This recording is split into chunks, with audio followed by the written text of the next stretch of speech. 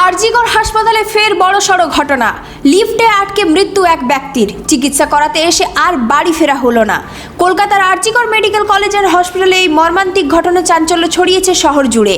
জানা গেছে মৃতের নাম অরূপ বন্দ্যোপাধ্যায়। তিনি দমদমের বাসিন্দা। তার এক ছেলে ভর্তি ছিল এই হাসপাতালে। সেই ছেলের চিকিৎসার খোঁজ নিতে স্ত্রী ও ছোট ছেলেকে নিয়ে ট্রমা কেয়ার সেন্টারের দিকে যাচ্ছিলেন তিনি। অভিযোগ, লিফটে ওঠার কিছুক্ষণের মধ্যে হঠাৎ তীব্র ঝাঁকুনি দিয়ে সেটি বিকল হয়ে পড়ে।